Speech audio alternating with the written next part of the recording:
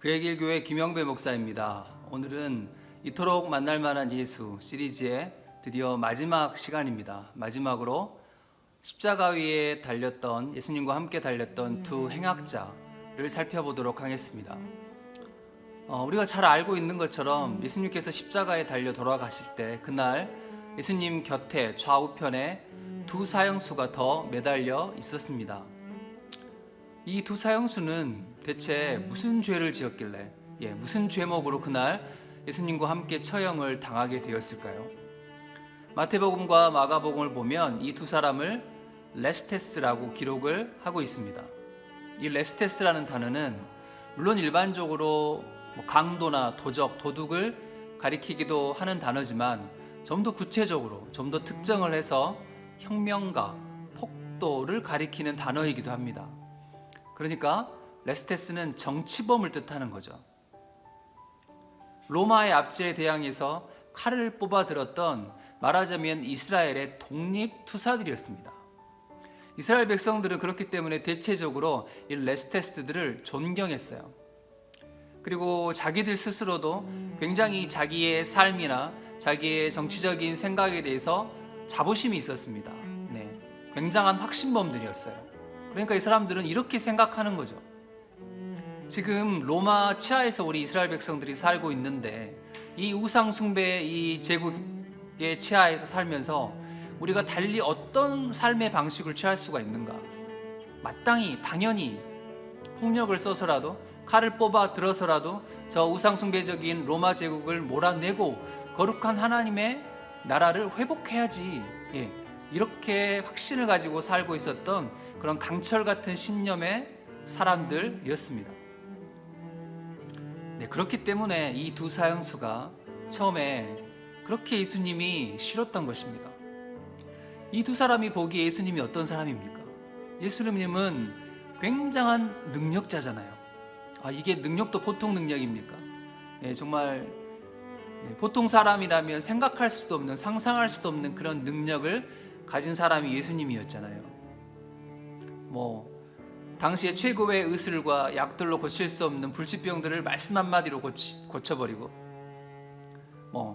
귀신을 막 내쫓고 수천 명을 오병이어로 먹이고 심지어 물 위를 바다 위를 걸어 다녔다고 하고 굉장한 능력자죠.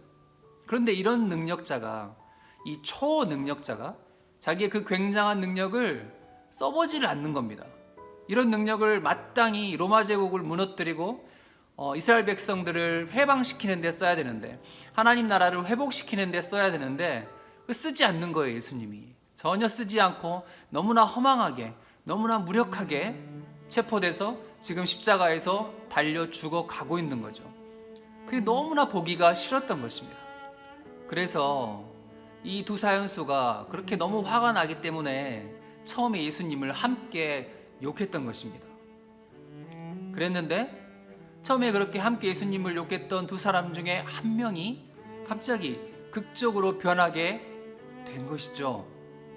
불과 얼마 전까지 함께 예수님을 욕했던 사람이 갑자기 돌변해서 동료 사형수를 꾸짖는 거예요. 입 닥쳐라 이놈, 너 하나님이 무섭지도 않느냐?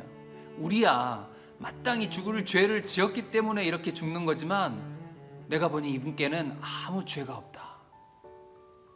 여러분, 그 짧은 시간에 도대체 이 사람의 내면에 무슨 일이 일어났던 걸까요? 성경을 아무리 깊이 들여다봐도 딱 한 가지 일밖에 없었습니다.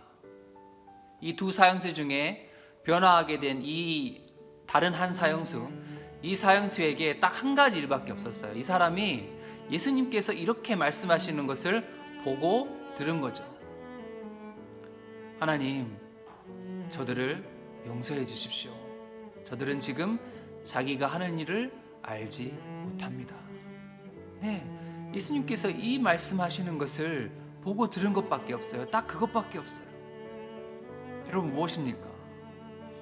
이 사형수가, 변화된 사형수가 예수님께서 이 사람들을 용서하시는 것을 보고 정말 충격을 받은 것입니다. 너무 놀라서 어안이 벙벙해진 거예요. 아니, 어떻게 이럴 수가 있는가? 어떻게 이 상황에서 이 사람들을 이렇게 다 용서할 수 있는가?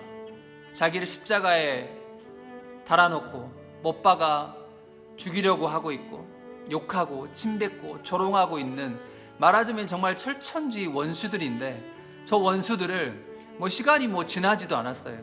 현재 지금 나에게 고통과 모욕을 가하고 있는 원수들인데, 저 원수들을 지금 현장에서 전부 다 용서를 해버리는 것입니다. 어떻게 이럴 수 있는가? 이게 인간으로서 가능한 일인가? 인간이라면 저 철천지 원수들 미워하고 정말 원망해야 정상이잖아요. 아닐 말로 정말 죽어서라도, 귀신이 되어서라도 저 원수들을 반드시 내가 정말 원수를 갚아야 되겠다, 원한을 갚아야 되겠다 라는 마음을 먹는 게 인지상정인데, 이 사람은 어떻게 이럴 수 있는가? 너무 놀랬고 어안이 벙벙해서 예수님을 멍하게 쳐다보고 있다가, 멍하게 쳐다보고 있다가 자기도 모르게 예수님을 인격적으로 만나버린 것입니다.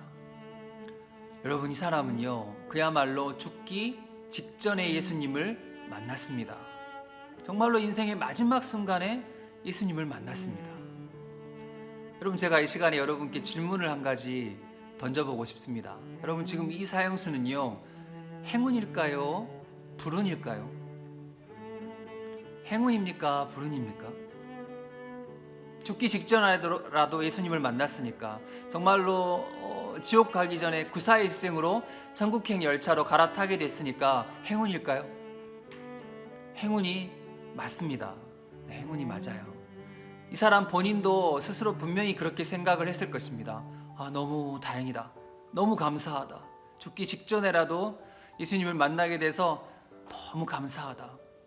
그리고 분명히 뜨거운 눈물을 흘렸을 것 같아요. 여러분, 그런데 제가 생각하기에는 반면에 이 사람은 굉장한 불운이기도 합니다. 아니, 이 좋은 예수님을 왜 이렇게 늦게 만났습니까? 이렇게 좋은 예수님을 좀 더 일찍 만났더라면 얼마나 좋았겠어요. 이 좋은 예수님을 좀 더 일찍 만나서 예수님과 즐거운 사귐을 갖고 예수님을 섬기는 그런 은혜를 누렸다면 자기 인생이 얼마나 달라졌을까, 내 인생이 얼마나 달라졌을까, 이 사형수는 분명히 그 생각도 했을 것입니다. 그래서 너무 속상하고 너무 안타깝고 너무 슬펐을 거예요. 그 마음 때문에라도 이 사형수는 분명히 많이 울었을 것입니다. 여러분, 말씀을 맺겠습니다. 우리 중에 이 사형수처럼 누구도 이렇게 늦게 인생의 마지막 순간에 예수님을 만나는 분은 아무도 없으시기를 간절히 바라고 소망합니다. 정말 여러분이 가급적 빨리, 최대한 빨리 여러분의 인생의 시간에서 예수님을 인격적으로 만나는 일이 있기를 축복합니다.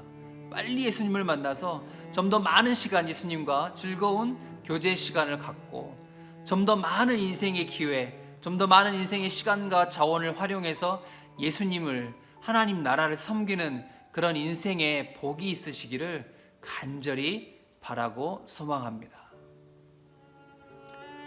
지금껏 이토록 만날 만한 예수 시리즈 영상을 시청해 주신 여러분 너무 감사하고 또 감사합니다.